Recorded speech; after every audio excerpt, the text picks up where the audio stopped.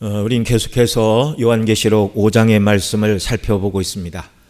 앞선 시간에는 성부 하나님의 오른손에 안팎으로 기록된, 그래서 완전하고 수정할 것도 없이 확실하게 기록되어 있는 그 하나님의 역사를 운영하시는 통치 백서, 그것이 7인으로 임봉되어 있는데 그 임봉된 두루마리를 어린 양 되신 그리스도께서 취하시는 내용까지 우리가 살펴보았습니다. 자, 이 두루마리는 무엇이라고요? 두루마리를 임봉한 인이 하나씩 떼어지는 6장 이하의 말씀을 보면 인이 하나씩 떼어질 때마다 하나님을 대적하고 교회를 핍박하는 사단의 권세 아래에 있는 악한 세상과 죄인들을 향하여 성부께서 계획하신 공의를 예수님께서 실행하시는 내용입니다. 곧 이 세상을 통치하시는 통치 백서다, 이렇게 말씀을 드릴 수 있고요. 이 일을 누가 실행하셨는가? 요한 사도는 이 인봉을 뗄 자가 하늘 위에도 땅에도 땅 아래에도 없기에 큰 소리로 울었다, 그렇게 말하는데, 장로 중에 한 사람이 울지 말라, 유다 지파의 사자요 다윗의 뿌리가 이기었으니 그가 인봉을 떼시리라. 바로 그분이 누구십니까? 일찍 죽임을 당하신 어린 양이신 예수 그리스도이셨습니다. 유다 지파의 사자요 다윗의 뿌리, 왕권을 가지고 오신 분이지만 왕의 권세와 능력과 힘으로 세상을 정복하고 인을 떼시는 것이 아니라 일찍 죽임을 당하심으로 저와 여러분의 모든 죄값을 대신 십자가에서 대속하고 죽으심으로 이기신 주님을 하나님 아버지께서는 모든 이름 위에 뛰어난 이름으로 높여주셨고, 만왕의 왕의 건세로 하나님 아버지의 손에 있는 두루마리를 받아 인을 떼시고 그 다음에 그 내용을 실행하시는 분이 바로 역사의 주권자이신 우리 주 예수 그리스도라고 말씀을 드렸습니다. 여러분, 우리가 볼 때 혼탁한 이 세상, 정말 불의한 일, 또 여러 가지 갈등, 이런 문제는 어떻게 해결될까 싶은 문제들, 인간의 죄악으로 말미암아 점철된 이런 고통스러운 세상을 바라볼 때마다 정말 인생은 소망이 없는가, 이런 생각이 드는데, 이 세상의 모든 역사 가운데 악인을 심판하시고 그 백성을 구원하시는 구주가 역사의 주관자이심을 여러분 믿으시기 바랍니다. 그러니까 우리는 세상의 역사만을 바라보고 낙마하거나 좌절할 것이 없어요. 하나님을 대적하고 거스리는 자들을 우리 구주께서 심판하십니다. 말씀을 드린 대로 세상을 심판하시는 일은 동시에 교회를 지키시고 보호하시는 일이라고 말씀을 드렸어요. 그런 일이 언제 있었다고요? 노아 홍수 때 하나님을 떠난 모든 악한 세상을 심판하시는 그 시간이 노아의 8식구를 구원하시는 구원 사건이 되었습니다. 또 애굽의 10가지 재앙으로 애굽을 바로의 항복을 받으시고 홍해에서 애굽의 군대가 다 심판을 받아 죽었지만 바로 그 사건은 동시에 이스라엘이 완전히 애굽에서 벗어나고 애굽의 군대로부터 노임을 받게 되고 가나안을 향하여 가는 구원의 역사가 시작이 되었던 것입니다. 그러니까 세상을 심판하시는 일은 곧 교회를 보호하시고 성도를 구원하시는 동전의 양면과 같은 하나의 사건이라는 사실을 늘 기억하고 주님만 담대히 의지하고 믿음 안에 서는 역사가 우리에게 있기를 바랍니다. 오늘 6절 이하에 계속해서 예수님이 어떤 분이신지, 그분이 행하시는 그 일이 얼마나 영광스러운가, 하늘의 네 생물과 24장로가 그 예수님 앞에 경배하며 영광을 돌리는 모습을 기록해 주고 있는 이 내용을 살펴볼 때 성령께서 잘 깨달아 아는 은혜 우리 모두에게 베풀어 주시기를 바랍니다. 자, 먼저 예수 그리스도께서 계시는 하늘 보좌 어디쯤 계시는가? 우리 6절 말씀 같이 읽습니다.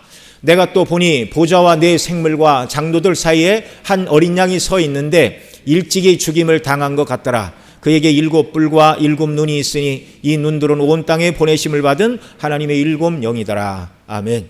자, 예수님이 계신 하늘의 위치가 어디라고요? 보좌와, 이 보좌는 누구 보좌입니까? 성부 하나님의 보좌입니다. 성부 하나님의 보좌와 네 생물과 장로들 사이에 한 어린 양이 서 있는데, 그러니까 쉽게 말하면 성부 하나님과 24 장로들 사이에 어린 양 되신 그리스도께서 서 계신 모습입니다. 그런데 그 모습이 어떤 모습이라고요? 일찍 죽임을 당한 것 같더라. 여러분, 일찍 죽임을 당하신 예수 그리스도께서 하나님과 24 장로들 사이에 서 계시지 않으면 24 장로들의 자리는 그 자리에 있을 수가 없다라는 말입니다. 이해가 되시죠? 일찍 죽임을 당하심으로 택한 백성들의 모든 죄값을 대속하신 중보자 그리스도가 계시기에 이 중보자 그리스도가 보좌에 앉으신 성부 하나님과 구원받은 백성들 사이에 중보자로 예수님이 계시기 때문에 24 장로들의 보좌가 하나님 앞에 펼쳐질 수 있다는 말입니다. 여러분, 이 24 보좌에 앉은 장로들이 누구라고 그랬어요? 신구약에 택함 받은 하나님의 백성들을 상징한다고 말씀을 드렸죠. 천국에 가면 저와 여러분의 자리가 어디라고요? 24 장로들이 앉아있는 그 자리입니다. 예수 그리스도가 아니라면 감히 우리는 하나님 앞에 나아갈 수가 없어요. 그래서 어떤 신학자들은 우리가 천국에 가면 중보자이신 그리스도를 통해서 성부 하나님을 온전히 알고 하나님을 영화롭게 예배할 수 있다, 이렇게 말씀하시는 분들도 있고, 이미 예수님 안에서 영화롭게 된 자들이니 우리도 직접적으로 하나님께 나아가 예배하며 하나님과 교통하는 은혜를 누릴 수 있다. 우리가 천국에 들어가 보면 그게 무슨 말인지 확실히 알게 되겠지만, 그러나 분명한 것 하나는 중보자 그리스도가 없다면 천국에 저와 여러분의 자리는 존재하지 않는다는 말입니다. 하늘의 이 소망을 우리에게 베풀어 주신 예수 그리스도, 날마다 우리의 찬미와 감사와 존귀와 영광을 돌려야 될 우리 주님이심을 날마다 기억하시기 바랍니다. 일찍 죽임을 당하신 어린 양 되신 그리스도의 대속의 피로 말미암아 우리가 스스로 죄 가운데 떨어져 우리 자신을 죄의 노예, 사단의 노예, 죽음의 노예로 우리가 팔린 자들이었어요. 그런데 고엘 되신 예수 그리스도께서 당신의 보배 피로 우리를 죄와 사망과 저주 아래 사단의 권세와 죽음으로부터 해방하여 하나님 면전에 서는 은혜를 우리에게 베풀어 주셨습니다.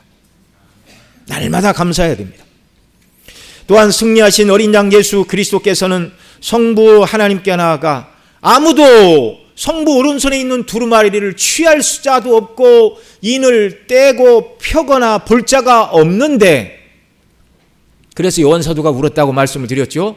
그런데 이 어린 양 되신 예수 그리스도는 당당히 나아가 성부의 오른손에 들린 두루마리를 조금의 주저함도 없이 취하고 계시다는 말입니다. 7절 말씀 같이 읽습니다.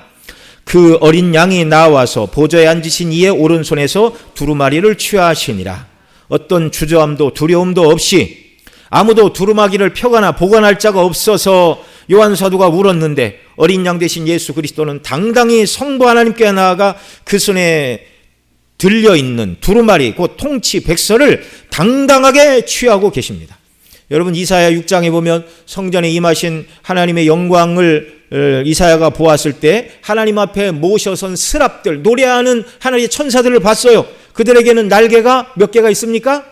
6개가 있었어요. 6날개가 있는데 둘로는 얼굴을 가리우고 둘로는 발을 가리우고 둘로는 날며 창화하며 거룩하다 거룩하다 거룩하다 만군의 여호와여 그 영광이 온 땅이 충만하도다, 이렇게 노래를 했습니다. 여러분, 스랍은 죄가 하나도 없는 존재예요. 죄가 하나도 없는 스랍들도 감히 하나님 앞에 그 영광을 정면으로 마주볼 수가 없어서 두 날개로 얼굴을 가리우고 두 날개로는 발을 가리우고 날며 하나님을 창화하며 감히 하나님 곁에 가까이 할 자가 없는데, 어린 양 되신 우리 그리스도 예수님께서는 당당히 나아가 성부의 오른손에 들려있는 두루마리를 취하셨다는 말입니다. 얼굴을 가리지도 않으시고 주저함도 없이 너무나 당연하게. 자, 이것은 무엇을 보여주고 있죠? 성부 하나님과 성자 예수 그리스도는 본질적으로 한 분 하나님이시라는 것을 보여주는 사건입니다. 감히 어느 피조물도 할 수 없는 일을 어린 양 되신 예수 그리스도께서 행하고 계십니다. 본래부터 아버지와 아들은 하나예요. 하나.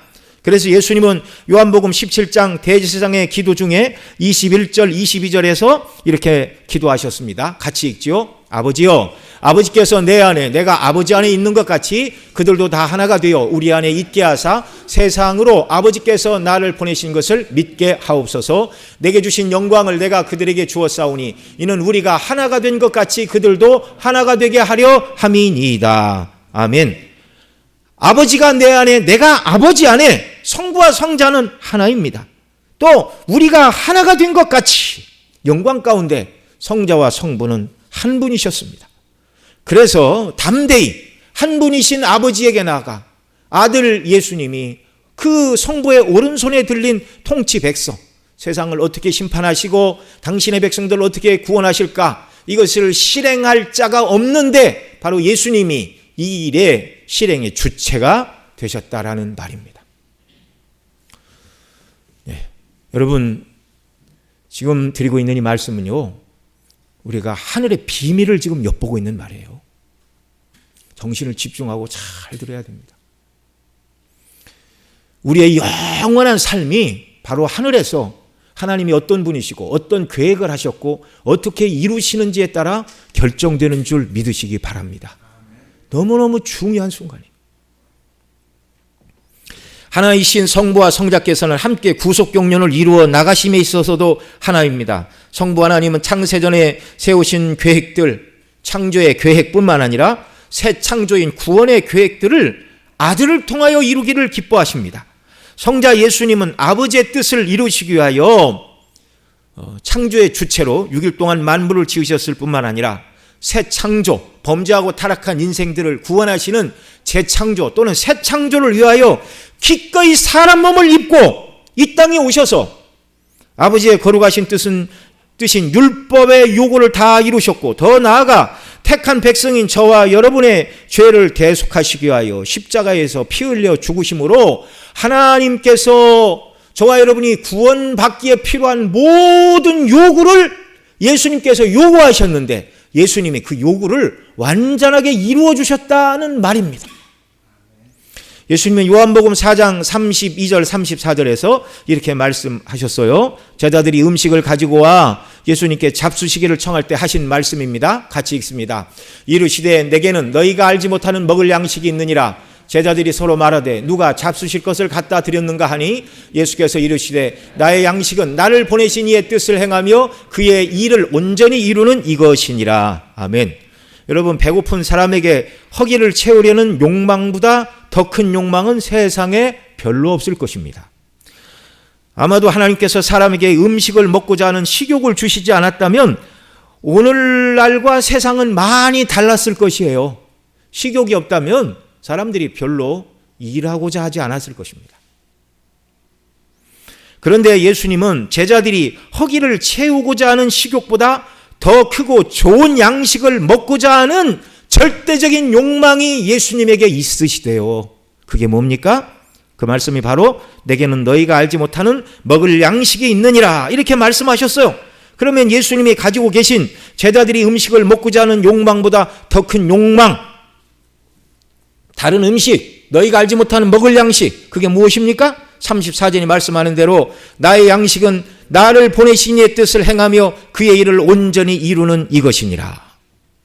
우리 예수님에게 있어서 가장 큰 욕망과 즐거움의 대상은 바로 하나님의 뜻을 행하심으로 온전히 이루시는 그것이다.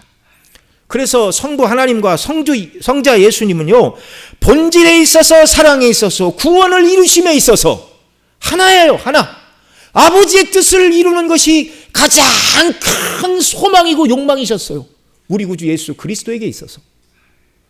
여러분, 성숙한 그리스도인, 예수님을 많이 닮은 성화된 그리스도인이 누굽니까? 예수님처럼 아버지의 명하신 일을 이루고자 하는 욕망으로 가득 찬 성도들인 줄 믿으시기 바랍니다.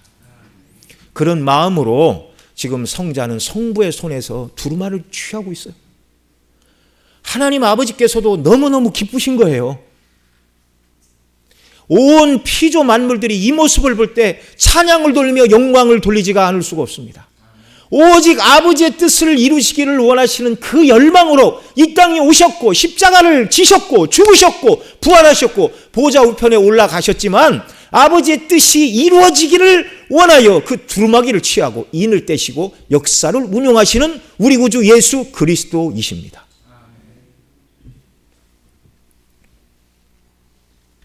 사랑과 연합 속에서 예수님은 성부 하나님의 오른손에 있는 두루마리 곧 통치백서를 취하기에 합당한 분이셨어요.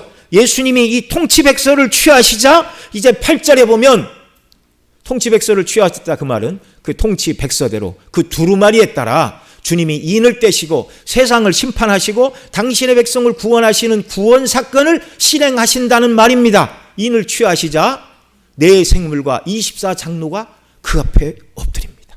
8절 말씀 우리 같이 읽습니다. 시작. 그 두루마리를 취하심에 네 생물과 24장로들이 그 어린 양 앞에 엎드려 각각 검은 고와 향이 가득한 금대접을 가졌으니 이 향은 성도들의 기도드리라. 아멘. 그러니까 하늘의 네 생물과 24장로들이 어린 양 앞에 엎드렸다라는 말은 예배한다 그런 말입니다. 아버지의 뜻을 이루시는 예수 그리스도 앞에 엎드려 경배드리고 있어요. 계시록 앞에 4장 10절에도 보면 엎드린다는 표현이 한번 나왔죠. 24장로들이 보좌에 앉으시니 앞에 엎드려 세세토록 살아계신 이에게 경배하고, 이 엎드린다는 말이 무슨 말과 연결이 되고 있습니까? 경배한다는 말과 연결이 되고 있어요.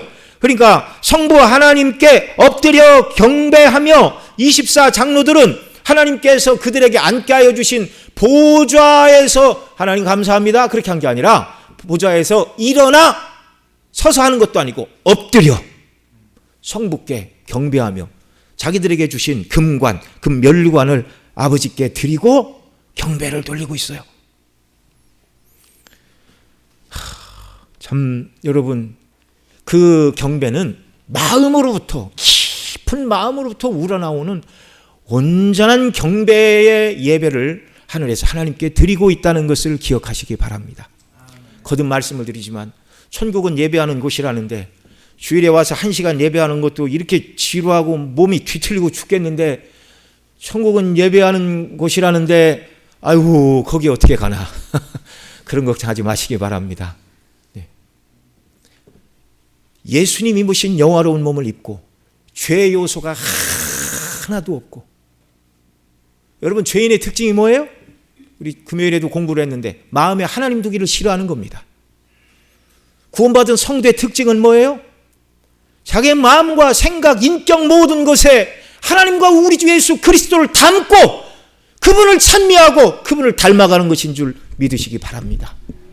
영광스러운 본체 앞에 우리가 서서 하나님을 영화롭게 예배하는 천국의 영광, 이걸 사모하며 살아가면요 나이가 먹고 늙고 때로 하나님 우리를 부르시는 죽음이 그렇게 두렵고 서글프고 원통한 게 아니에요. 어디에 들어간다고요? 영광의 나라에 들어간다고요. 아버지의 품에 안긴다고요. 우리 구원의 주님을 배웁게 되는 날이라고요. 이 소망을 가지고 세상을 담대하게 살아가시는 역사가 있기를 바랍니다. 이 금관을 벗어 정말 앞에서 24장로가 우리 주 하나님이여 영광과 존귀와 권능을 받으시는 것이 합당하오니 주께서 만물을 지으신지라 만물이 주의 뜻대로 있었고 또 지으심을 받았나이다 라고 4장 10절 11절에서도 엎드려 성부께 경배를 했어요. 그런데 오늘 본문 8절에 보면 예수님이 하나님 손에 오른손에 있는 두루마기를 취하시고 인을 떼시고 이 일을 실행하시기를 시작하시자 하나님 앞에 섬겨있던 네 생물과 24장로들 구원받은 성도들 모두가 어린 양 앞에 엎드려 경배하며 예배하며 완전히 굴복하는 이런 모습으로 영광을 돌리는 모습입니다.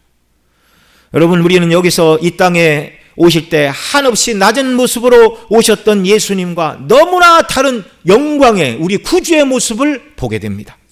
초림의 예수님은요 정말 보잘것없었어요. 그래서 이사야 53장이 말한 대로 풍채와 모양이 아름답지 아니하고 마른 땅에서 난 줄기 같아서 아름다운 것이 없어서 사람들이 보기에 다 싫어할 만한 요소가 초림의 예수님의 모습이었습니다. 그래서 그분은 대제사장이 보낸 군사들에 의하여 잡히셨고 사내들인 공의에서 사형에 해당한다는 판결을 받으셨고, 또 노마 황제도 아닌 노마 황제가 보낸 노마의 한 지역을 관할하는 총독 빌라도에게 보내져서 역시 유대인들의 모함으로 사형 판결을 공식으로 받으셨고, 또한 당시 예루살렘을 방문한 헤롯 왕에게도 끌려가 신문을 받으셨습니다. 세상에 털끝만한 권세를 가진 자들이 오라 하면 오고 가라 하면 가야 하는 멸시와 천대와 그 다음에 매를 맞으시고 침뱉음을 당하시고 주먹으로 맞으시는 하나님의 아들이 온갖 멸시와 고난을 다 당하고 죽으셨어요. 누구 때문에요? 저와 여러분 때문에. 저와 여러분 때문에. 우리가 우리 죄로 말미암아 당해야 될 멸시와 고난과 천대를 주님이 다 당하셨어요. 그러나 예수님이 힘이 없어 죽으신 것도 아니라는 걸 우리는 잘 알고 있습니다. 택한 백성인 저와 여러분을 구속하시기 위한 대속의 죽음. 그런데 그 주님이 죽은 자 가운데 부활하셨을 때 하나님 아버지께서는 예수님을 한없이 높여 모든 이름을 예수의 발 앞에 꿇게 하셨습니다. 그리고 이 영광의 주님이 재림하시게 되는 그날, 그 영광의 주님 앞에 모든 인생들이 굴복하게 되는 것입니다. 오늘 본문에 있는 대로 그 주님 앞에 네 생물과 24장로들이 그 앞에 엎드려 경배했다. 우리 구주를 경배했다. 경배하는데 그들의 손에 두 가지가 들려 있었습니다. 자, 무엇이 들려 있었죠? 8절 다시 한번 읽습니다. 두루마리를 취하심에 네 생물과 24장로들이 그 어린 양 앞에 엎드려 각각 검은 고와 향이 가득한 금대접을 가졌으니 이 양은 성도의 기도들이라. 자, 그들이 엎드려 우리 구주 예수 그리스도에게 경배를 하고 있는데 손에 각각 두 가지가 들려 있어요. 무엇과 무엇이 들려 있다고요? 검은 고와 향이 가득한 금대접. 그 금대접 안에는 성도들의 기도인 향이 담겨져 있다, 이렇게 말하고 있습니다. 이게 하늘에서 예수 그리스도를 예배하는 네 생물과 24장로들이 예배할 때 이 두 가지로 예수님을 예배하고 있다, 그 말입니다. 손에 들린 검은 고, 헬라어로는 키다란이라는 명사인데 요한계시록 15장 2절에도 보면 이제 검은 고라는 표현이 또 나와요. 하나님의 종 모세의 노래, 어린 양의 노래를 부르는 자들이 2절에 보면 유리 바닷가에 서서 하나님의 검은 고를 가지고 노래를 불렀다, 이렇게 말하고 있습니다. 그리고 이 검은 고라는 말은 이제 한국 악기예요. 영어에서는 하프 이렇게 되어 있습니다. 줄이 많은 하프. 자, 오늘 본문에서는 검은 고, 계시록 15장에서는 하나님의 검은 고라 말함으로 성부와 성자를 찬양할 때 사용하던 악기임을 말하고 있습니다. 이 악기가 연주되면서 그 리듬과 박자에 맞추어 9절로 10절에 네 생물과 24장로들이 이렇게 노래를 불렀어요. 일찍 죽임을 당하사 각 족속과 방언과 백성과 나라 가운데서 사람들을 피로 사서 하나님께 드리신 예수 그리스도를 찬미하는 새 노래를 부르며 영광을 돌리는 모습입니다.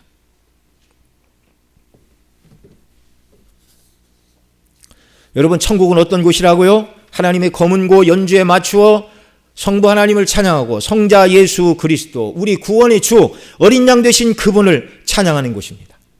그러니 이 땅에서도 우리가 하나님을 예배할 때 찬양에 마음을 실어서 하나님을 찬미하는 역사가 있기를 바랍니다. 가사의 의미를 생각하면서. 여러분, 늘 부르던 찬송은요, 익숙하니까, 가사와 박자와 음정에 익숙하니까 찬송을 부르면서도 딴 생각을 하며 부를 수 있는데 하나님께 드리는 찬송은 그렇게 해서는 안 돼요. 그래서 젊은 사람들은 이 찬송가 안 부르고 복음성가 새로 나온 노래를 부르죠. 새로 지었으니까 새 노래일 수도 있지만, 이 뒤에 가서 말씀을 드리지만, 이들이 불렀던 새 노래의 의미는 새로운 가사, 새로운 작곡을 말하는 게 아닙니다. 오래된 찬송이라도 구주의 대속의 은혜와 영광을 찬미하는 내용을 우리가 깊이 생각하고, 칼빈은 찬송은 곡조 있는 기도라고 그랬는데 그 가사의 의미를 생각하고 가사의 마음을 다 담아 하나님 아버지와 우리 그리스도 예수를 찬미하는 귀한 역사가 있기를 바랍니다. 그러니까 정말 우리가 주 앞에 나와 예배 드릴 때 여러분, 모든 순서가 다 하나님께 올려지는 순서예요. 어떤 교회는 좀 늦게 오신 분들 찬송 부를 때는 들어가라고 그러고 기도할 때는 못 들어가게 막고 그러는데, 기도는 하나님께 드리고 찬송은 사람에게 하는 것입니까? 예. 문제는 교회는 일찍 와야 돼요. 네. 일찍 오셔서 10분 일찍 오셔서 기도하시고 오늘 본문 말씀 미리 읽어보시고 우리가 부를 찬송의 가사가 무엇인가를 생각하고 온전히 하나님을 예배하는 은혜를 달라고 기도하고 준비된 마음으로 하나님을 예배하고 우리 주님을 예배하는 귀한 역사가 있기를 바랍니다. 우리가 예배를 통해 은혜 못 받으면 어떻게 순리길을 힘있게 살 수가 있겠어요? 두 번째로 내 생물과 24 장로들의 손에 들린 것은 향이 가득한 금대접이었는데 이 향은 성도들의 기도라고 말하고 있죠. 어린 양 예수 그리스도께서 지금도 하늘에서 내 생물과 24 장로가 엎드려 예배하고 있는데 검은 고에 맞추어 찬송을 드리고 또한 그들은 검은 고에 맞추어 찬송을 드리고 또한 금대접에 있는 향기로 영화롭게 하면서 예수님을 예배하고 있습니다. 그 향기가 뭐라고요? 성도들의 기도들이래요. 기도들. 우리가 오늘 이 땅에서 드리는 기도를 천사들이 그 금대접 또는 이 계시록 8장의 금향로에 받아서 주님께 드리고 아버지 하나님께 드리며 예배하고 있다라는 말입니다. 그래서 저와 여러분은 새하늘과 새 땅에 들어가서 하나님의 검은 고에 맞추어 새 노래로 찬양하기 전에 이 땅에서부터 새 노래로 하나님 아버지와 어린 양이신 예수 그리스도를 찬미하고 또한 주님이 기뻐하시는 향기로운 기도를 드림으로 예배하는 자들이 되어야 마땅한 것입니다. 우리 기도가 예배라고 그러니까 잘됐다. 내가 원하는 거 다 요구해야지.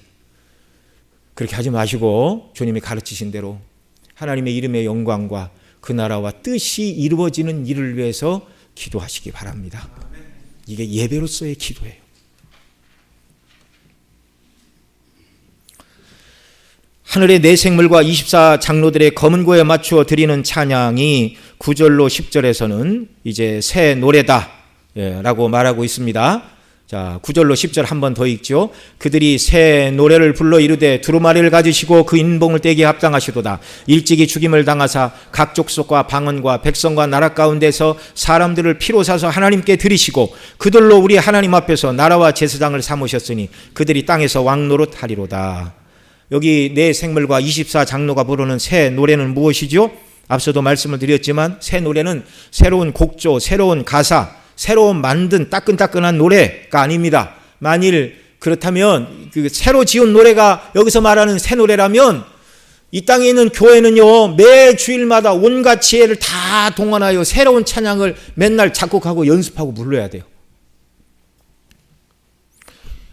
이 새 노래는 그렇지 않습니다. 이 새 노래에 대하여 성경학자 그레고리 비일은 이렇게 말했습니다. 구약에서 새 노래는 가끔씩 하나님의 창조 사역에 감사하는 내용을 담고 있기는 하지만 언제나 하나님의 원수를 이기신 그의 승리를 기리는 표현이었다. 이 경우 새 노래는 악과 죄의 권세를 이긴 것을 축하하는 노래이다. 새라는 단어는 그리스도의 구속 사역을 새 창조의 시작과 연결시킨다. 이렇게 말했습니다.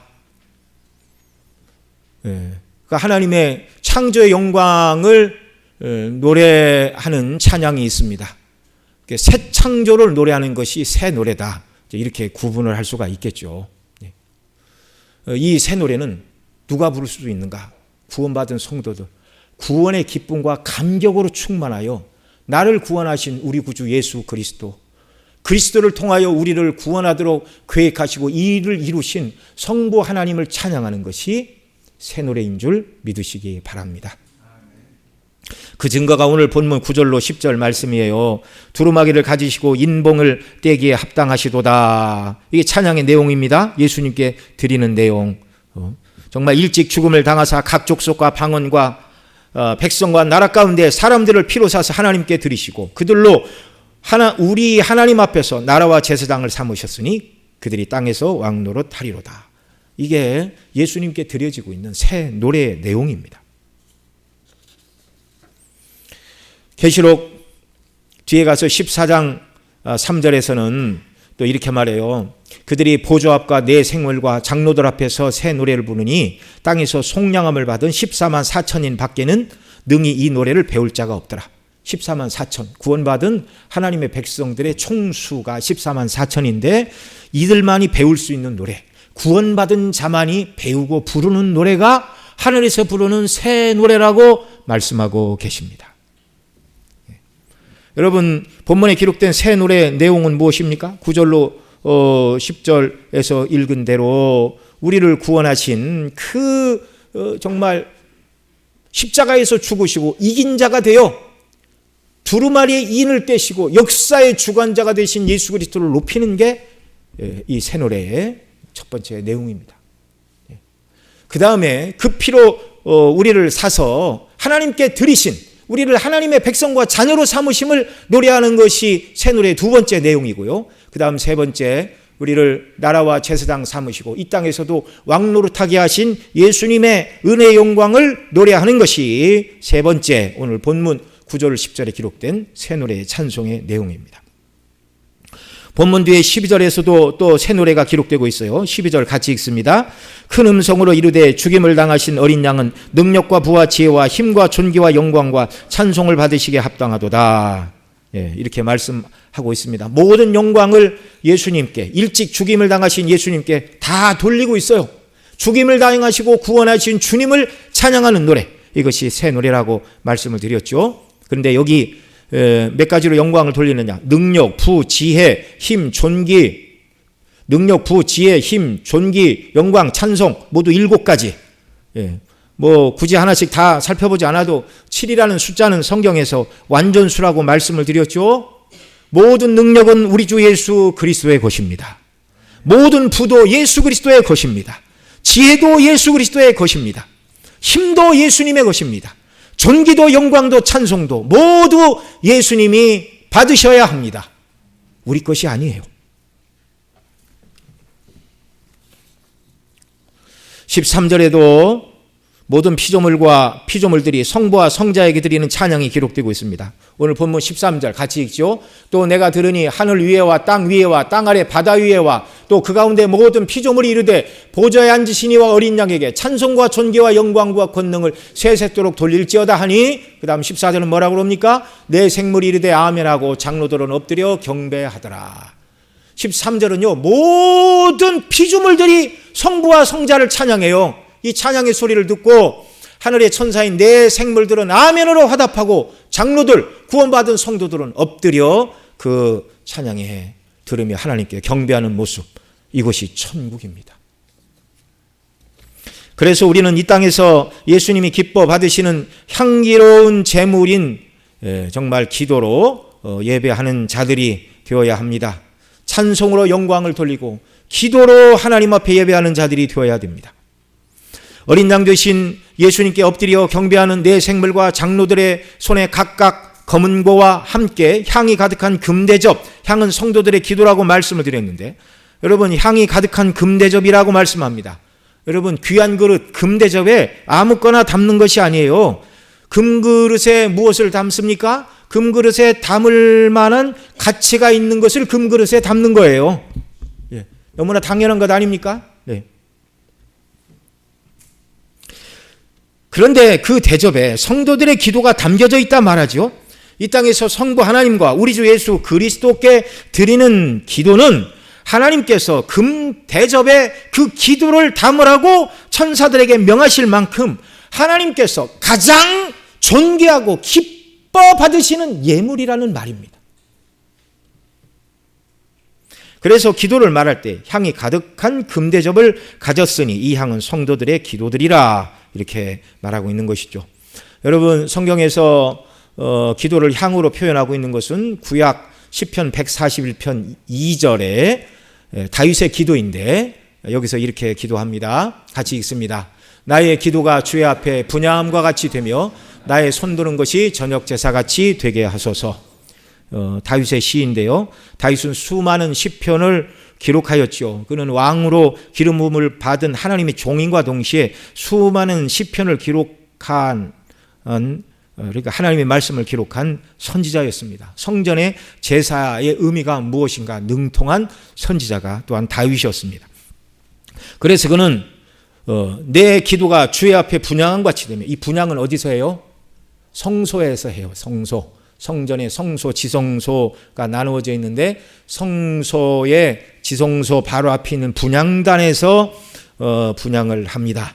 자, 나의 기도가 주의 앞에서 분향같이 되며 성소의 분향단에 번제를 드린 불을 가지고 들어가 분향단에서 최고급 향을 사르며 제사를 드린 자를 위하여 거기서 기도하는 일은 중보자인 제사장의 몫이었어요. 그래서 자기 기도가 성전의 분향단에서 기도하는 제사장의 기도처럼 제사장이 분향단에서 향을 사르는 향이 위로 올라가는 것처럼 거기서 기도할 때 향의 향기가 위로 올라가는 것처럼 제사장이 하나님께 드리는 모든 기도도 어떻게 된다고요? 하나님 앞에 상달된다는 것을 시각적으로 보여주는 그림 언어들입니다. 실물 교육이죠. 향단의 향기가 위로 올라가는 것처럼 그리스도의 대속의 은혜를 의지하여 하나님께 드리는 기도는 반드시 향이 위로 올라가듯이 성도의 기도는 하나님께 상달된다는 말입니다. 그러니까 여러분 기도하는 게 힘들고 어려워도 포기하지 마시고 낙담하지 마시기 바랍니다. 또 나의 손드는 것이 저녁제사같이 되게 하소서 이렇게 기도하였는데 이 저녁제사는 성전에서 매일같이 드려졌던 상번제, 매일같이 드리는 제사다 그 말이죠. 아침과 저녁에 2번 드렸는데 저녁제사라고 말하잖아요. 그러니까 오후 3시쯤부터 시작합니다. 제물을 잡아서 각을 뜨고 번제단 위에 제물을 올려놓고 또 장작 나무로 태워 제사를 다 드려 그 모든 것을 다 태워서 하나님 앞에 완전히 제사를 드리기까지는 뭐 한두 시간 이상의 시간이 흐리기 마련이죠. 그러니까 저녁 하늘에 제물을 불태우는 불꽃과 연기가 하늘로 불기둥이 치솟아 올라갑니다. 구약시대 기도하는 방식은 손을 들고 기도하는 것인데 나의 기도가 나의 손드는 것이 저녁 제사같이 되게 하소서. 저녁에 드리는 그 제사의 불꽃과 연기 가운데 제물이 타서 하나님 앞에 그 향기로운 제물이 올라가는 것처럼 다윗은 나의 기도가 하나님 앞에 상달되게 해달라. 선지자로서 드린 기도입니다. 불꽃과 연기가 하늘로 올라가듯 번제단에서 드리는 기도, 곧 그리스도의 대속의 죽으심을 상징하는 곳에서 그리스도의 이름으로 드리는 성도들의 모든 기도, 오늘날 저와 여러분이 예수님의 이름으로 예수님이 들으시기에 합당한 기도를 간구할 때 우리의 기도는 하나도 땅에 떨어지지 않고 다 금 대접, 금 향로의 천사들이 받아서 하나님 아버지와 우리 주 예수 그리스도 앞에 이 기도를 올려드린다는 말입니다. 믿으시기 바랍니다. 이 약속의 말씀을 생각할 때 기도 응답이 쉽게 이루어지지 않으면 하나님이 내 기도만 안 들으시는 것 같아요. 왜 안 들으시겠어요? 아들을 내어주신 그분이 왜 아들까지 내어주신 분이 왜 우리 기도를 안 들으십니까? 하나님은 절대로 차별하는 분이 아니십니다. 내가 기도해서 내 당대에 응답받지 못했다면 우리 자녀와 후손들의 시대에도 반드시 그 기도는 하나님이 응답해 주심을 믿으시기 바랍니다. 어거스틴의 어머니 모니카는 평생 만이교에 빠진 아들이 회개하고 돌아오기를 기도했지만 죽을 때까지 그 아들이 회개하는 모습을 보지 못했어요. 기도만 하고 죽었어요. 근데 그 어머니가 죽은 다음에 하나님이 어거스틴을 불러서 위대한 교부로 사용해 주셨습니다. 낙심하지 마시고 늘 기도하시기 바랍니다. 성도의 기도가 하나님께 상달되고 응답된다는 사실을 뒤에 가면 계시록 8장 3절로 5절에서는 이렇게 말씀해 주고 있습니다. 같이 읽지요. 또 다른 천사가 와서 제단 곁에 서서 금 향로를 가지고 많은 향을 받았으니 이는 모든 성도의 기도와 합하여 보좌 앞 금 제단에 드리고자 함이라. 향연이 성도의 기도와 함께 천사의 손으로부터 하나님 앞으로 올라가는지라. 천사가 향로를 가지고 제단에 불을 담아다가 땅에 쏟음에 우레와 음성과 번개와 지진이 나더라. 3절 4절은 성도의 기도가 하나님 앞에 상달되는 모습이고 5절은 하나님이 그 기도를 받으시고 뭔가를 행하시는 일이 5절 말씀이에요. 그러니까 성도들이 기도를 받으시고 하나님이 역사를 이루신다는 것을 3절 4절 5절에 묶어서 우리에게 보여주고 계세요. 기도가 응답되지 않는다고 낭망하지 마라. 하나님은 기도를 들으시고 반드시 응답하시고 역사하는 분이라는 걸 이 구절을 통해 우리에게 보여주고 계십니다. 여기 보면 성도의 우리가 계시록 5장에서는 성도들의 기도를 향이라고 그랬죠. 근데 계시록 8장 4절에 보면 향연이 성도들의 기도와 합하여 보좌 앞 금제단에 드려진다 이렇게 말하고 있어요.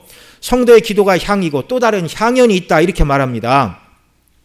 이게 계시록 8장에서 성도들의 기도와 합하여 하나님 보좌 앞 금단에 드려진 향연은 무엇인가?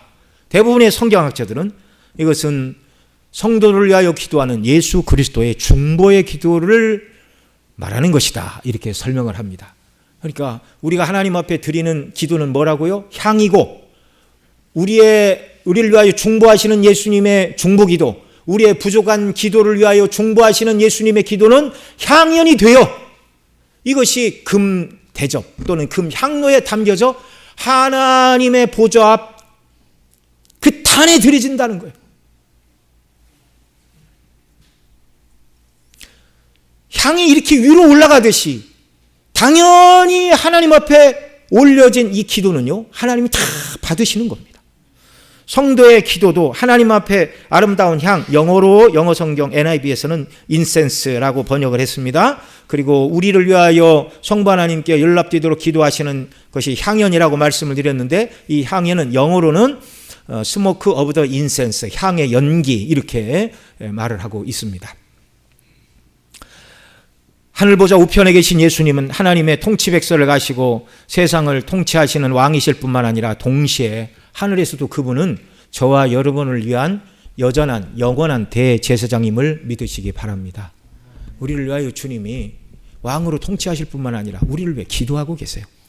이것을 히브리서 7장 27절로 25절에서 이렇게 말합니다. 같이 읽습니다. 예수는 영원히 계심으로 그 제사장 직분도 갈리지 아니하시느니라. 그러므로 자기를 힘입어 하나님께 나아가는 자들을 온전히 구원하실 수 있으니 이는 그가 항상 살아계셔서 그들을 위하여 간구하심이니라. 아멘. 항상 살아계셔서 지금도 주님이 저와 여러분을 위하여 기도하고 계신 줄 믿으시기 바랍니다. 예수님은 오늘도 우리의 영원한 대제사장으로서 우리를 위해 기도하시는 중보자 예수 그리스도로, 그래서 우리의 기도가 하나님 앞에 상달되고 부족한 우리를 위하여 기도하시는 예수님의 중보기도 때문에 우리 기도는 반드시 하나님 앞에 상달됩니다. 그리고 계시록 5장 8절, 우리 기도가 담겼던 그 금향로의 천사들이 하나님의 명령을 받아서 어떻게 해요? 8장 5절 8.5절. 자, 천사가 향로를 가지고 제단에 불을 담아다가 땅에 쏟음에 우레와 음성과 번개와 지진이 나더라. 이게 성도의 기도를 들으시고 하나님 응답하시는 방법입니다. 제단에 불을 담아다가 땅에 쏟는 거예요. 그런데 설명을 하죠. 그것이 우레와 음성과 번개와 지진이더라. 성도들이 우리의 악을 신원하게 해달라고 하나님 앞에 기도할 때, 교회를 보호해달라고 간구할 때 하나님께서 하늘에서 명령을 내려 불을 쏟아 세상을 심판하시고 교회를 구원하시고 성도의 기도에 응답하신다는 말입니다. 그래서 기도는요, 세상을 통치하시는 하나님의 통치의 보좌를 움직이는 예수 그리스도의 통치에 참여하는 일이에요. 구원받은 우리는 땅에서나 하늘에서나 하나님을 섬기는 제사장이요, 그리스도와 함께 통치에 참여할 왕으로 부르심을 받은 왕같은 제사장이라고 출애굽기 19장에부터 또 나라와 제사장 삼으셨다 요한계시록 1장 6절에서부터 계속 언급하고 있죠. 오늘 본문에서도 지금 그 말씀을 계속하고 있어요. 검은 고를 가지고 찬양을 드리는 일은 누구 하는 일입니까? 제사장의 역할이에요. 예. 그 다음에 기도하는 일 말씀드렸죠? 성도의 기도는 세상을 통치하는 하나님의 보좌를 움직이는 예수 그리스도의 통치에 참여하는 일이라고요. 10절에서 새 노래로 주님을 찬양하면서 이렇게 노래했습니다. 그들로 우리 하나님 앞에서 나라와 제사장을 삼으셨으니 그들이 땅에서 왕노릇 하리로다. 저와 여러분이 이 땅에서 뭐 한다고요? 왕노릇 한다고요. 어떻게 왕노릇 해야 됩니까? 물론 예수님의 선한 통치를 가지고 세상의 화평과 의를 이루는 이런 일들을 해야 돼요. 그러나 이런 왕으로 통치 말고 다른 통치를 오늘 본문이 말하잖아요. 그게 뭐예요? 기도입니다. 기도. 우리가 기도해서 하나님이 응답하시고 그 보좌에서 하나님이 들으시고 이 땅에 불을 내리시고 하나님의 행사를 일으키는 것, 그 원동력이 뭐예요? 성도의 기도예요. 기도. 그러니까 하나님의 뜻을 따라서 간절히 기도하는 것, 하나님 우리 기도를 들으시고 역사를 주관하시니 우리가 그리스도와 함께 이 땅에서도 왕노릇하는 방식이 기도하는 일이라는 말입니다. 기도는 하나님이 받으시고 이루실 뿐만 아니라 우리에게 주신 이 땅에서 하나님을 왕으로서 섬기는 일을 감당하도록 주신 방편이에요. 권리이자 의무입니다. 기도하시기 바랍니다.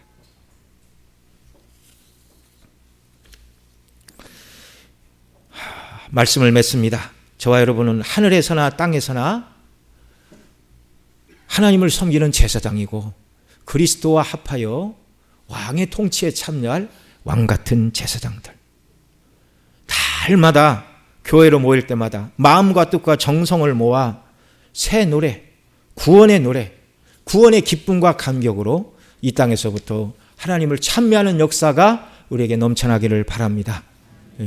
여러분 찬송 부를 때 마음이 냉랭하면 기도하면서 불러야 돼요. 주여 내 마음을 주장하여 주옵소서. 구원의 기쁨과 감격으로 하나님을 찬미하게 하여 주옵소서. 여러분 이 시간이 얼마나 귀한 시간인지를 정말 우리 학생들도 다 눈을 뜨기를 바랍니다. 그냥 엄마 아빠 성화에 못 이겨서 그래 내가 엄마 아빠 밑에서 밥 얻어 먹으니까 독립하기 전까지 내가 할 수 없이 따라간다. 그런 자세로 이 자리에 있으면 안 돼요. 하나님을 만나는 시간입니다. 구원의 기쁨과 감격을 가지고 하나님을 찬양할 때 하나님이 기뻐 받으시는 거예요. 하나님이 영광만 받으시고 우리에게는 아무것도 안 주십니까? 평강과 은혜와 사랑으로 우리와 동행하시고 교통하시는 은혜를 주십니다. 기도해야 됩니다. 기도해야 됩니다. 내 욕심이 이루어지기를 위하여 기도하는 것이 아니라 말씀드린 대로 아버지의 이름의 영광을 위하여 하나님의 나라가 이 땅에서 속히 이루어져 하나님의 택함받은 백성들이 빨리 구원받고 그 나라가 이루어지고 하나님의 뜻이 이루어지는 일을 위하여 이렇게 얘기하면 너무 붕 떠 있는 소리 같은데요. 여러분의 가족의 구원을 위해서 기도하시기 바랍니다. 이게 하나님의 나라를 위해서 기도하는 거예요. 우리 주변의 일가 친척 예수님 믿지 않는 사람들의 구원을 위하여 기도하시고 나의 사랑하는 가족 모두가 세상에 한 발, 주님께 한 발 걸치고 흐느적거리는 신앙생활이 아니라 주님만 목표를 세우고 마음에 하나님과 예수 그리스도만 담아두고 열심을 다해 한 분 하나님의 영광을 위하여 살아가는 자들이 되게 해달라고 불철주야 기도하시기 바랍니다. 이게 왕으로서 그리스도의 왕적인 통치에 참여하는 일이라고 가르쳐주고 계십니다. 영광스러운 이 일, 하나님을 찬미하고 기도하는 일로 주님을 섬기는 왕같은 제사장으로 주께 영광 돌리며 순례길을 살아가다가 오늘 본문이 말하는 것처럼 주님이 재림하시고 주께서 우리를 부르셨을 때 저와 여러분도 하늘보좌 앞에서 24 장로들의 자리에 앉아 검은 고를 가지고 새노래를 부르며 영광을 돌리고 주님을 찬미하며 영생을 누리는 참된 복락의 자리에 넉넉히 들어가는 저와 여러분 모두가 되시기를 소원합니다. 기도하시겠습니다. 우리 다 같이 기도합니다. 들은 말씀 붙들고 우리 함께 기도하겠습니다. 사랑하시는 아버지 하나님, 이 시간 또 저희들 주님 말씀 듣고 간구하게 하시니 감사를 드립니다. 죄인이요 하나님 앞에 허물된 자로서 감히 주 앞에 설 수 없는 죄인들을 구원하시기 위하여 우리 예수님 사람의 몸을 이 땅에 오셨고 세상죄를 지고 가는 어린 양으로서 일찍 죽음을 당하사 죽으심으로 이기심으로 우리를 죄와 사망과 사단의 권세에서 사내어 하나님께 드리시고 이 땅에서 하나님을 섬기는 왕같은 제사장으로 삼아주신 그리스도의 은혜의 영광을 찬미합니다. 날마다 새 노래로 주의 영광을 찬미하는 저희들 되게 하여 주시옵소서. 아버지 하나님, 큰 금고를 가지고 연주에 맞춰 찬양하는 것이 하늘의 예배라고 말씀을 하고 있는데 이 예배를 사모하게 하시고 이 예배에 참여할 산 소망을 가진 모든 성도들이 되게 하여 주옵소서.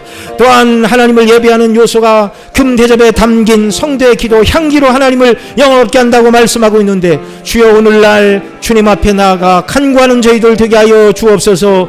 우리의 기도를 하나님이 기뻐 받으시는 향기인데 아버지의 이름의 영광과 아버지의 나라가 속히 임하고 아버지의 뜻이 이루어지는 일들을 위해 기도하며 믿음으로 섬기는 주의 자녀들 되어서 이 땅에서나 하늘에서나 하나님을 섬기고 주의 통치에 참여하는 왕같은 제사장의 직분과 권세를 온전히 감당하고 특권을 누리는 주의 자녀들이 다 되게 하여 주시옵소서.